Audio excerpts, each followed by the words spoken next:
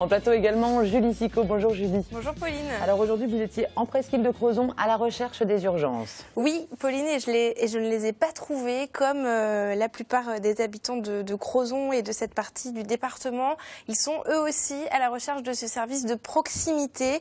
Une association a d'ailleurs lancé au mois de janvier une pétition pour réclamer un service d'urgence plus proche. Car à l'heure actuelle, c'est le SAMU de Brest qui se déplace. Il faut à peu près 50 minutes avant qu'un SAMU n'arrive sur la presqu'île. On en parle dans un instant, on regarde tout de suite votre reportage.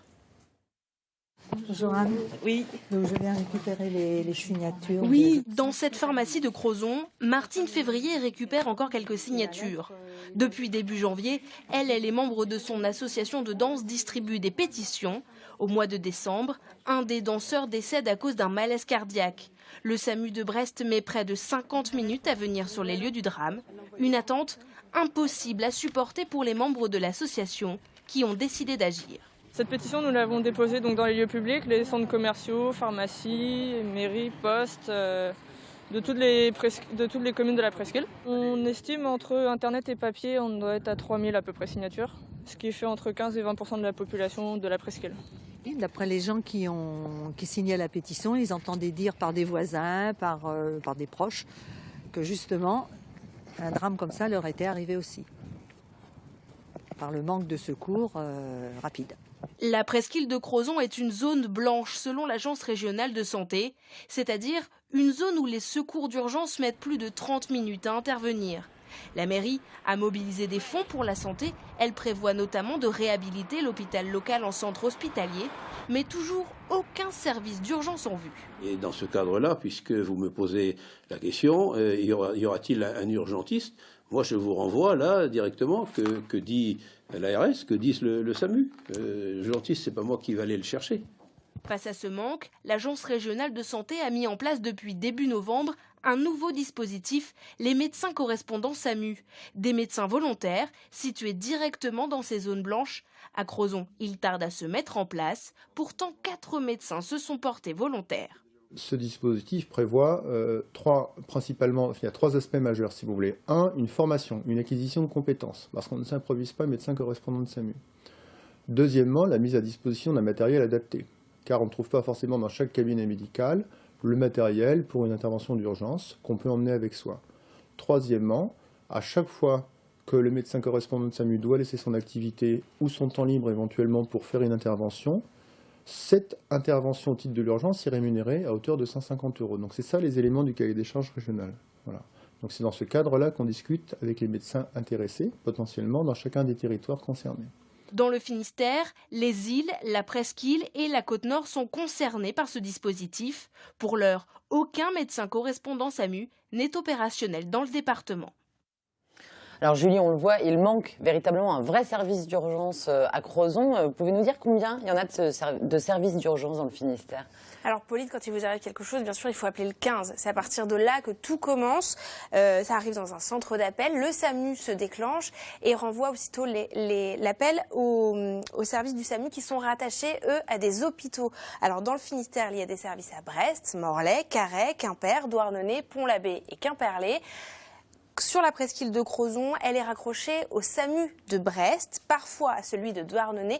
Dans tous les cas, comme on l'a vu, il faut bien plus de 30 minutes pour qu'un service puisse accéder à la presqu'île, d'autant que les centres de secours de pompiers ne sont pas habilités à remplir ce rôle d'urgentiste. Sur la presqu'île, ce sont souvent des sapeurs-pompiers volontaires qui agissent sur ces zones, ce sont des secouristes et non pas des urgentistes. Alors cette préoccupation des services d'urgence n'avait encore jamais été prise en compte par les services de l'État. Il y avait là un vrai vide qui s'était créé, une vraie attente, en tout cas, des habitants de Crozon qui s'est révélée avec cette pétition. Alors pourquoi on n'utilise pas plus, par exemple, les hélicoptères? Alors le vrai problème avec l'hélicoptère, c'est le service de nuit. C'est-à-dire que l'hélicoptère du SAMU ne peut pas circuler la nuit pour des raisons purement techniques. À la place, l'hélicoptère de la sécurité civile Dragon 29 qui est situé à Pluguffan pourrait intervenir, mais le temps de rassembler les pilotes et le personnel médical qui ne sont pas sur le même endroit, le temps d'intervention avec tout cela est très vite rallongé. Pourtant, le maire de Crozon a tout prévu. Il a installé une aire d'atterrissage pour hélicoptère à Morgat. Il attend donc effectivement que ce service de nuit puisse se déclencher plus rapidement.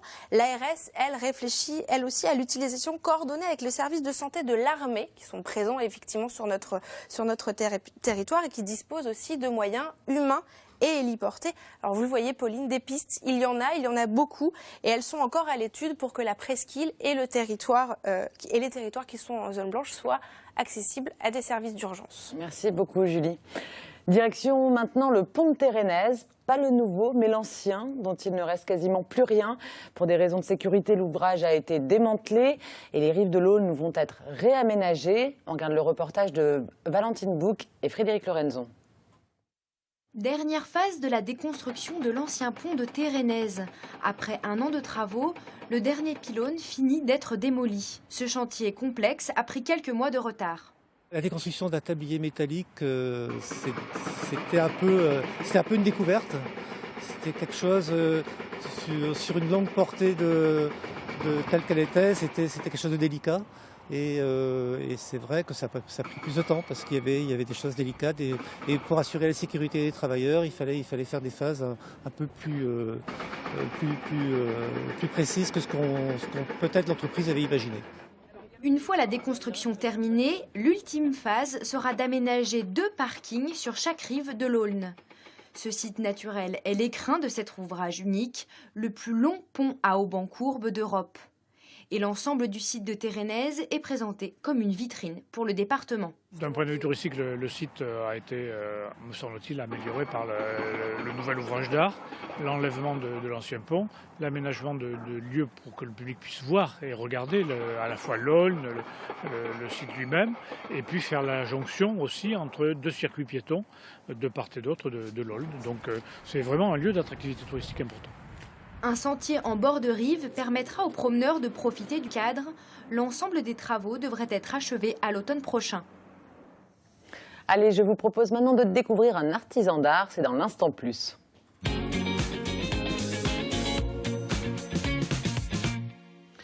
Depuis 10 ans à Sker, Xavier Pinasso chauffe le fer pour le modeler. Il est ferronnier, un métier technique et artistique qui existe depuis des siècles. Et Frédéric Lorenzon l'a rencontré. Je m'appelle Xavier Pinasso, j'ai 42 ans, 43 cette année, et depuis 2012 pour l'ouverture de l'entreprise officielle sur Sker. Je m'appelle forgeron, mais ça n'existe plus vraiment, donc maintenant on appelle ça plutôt ferronnier d'art.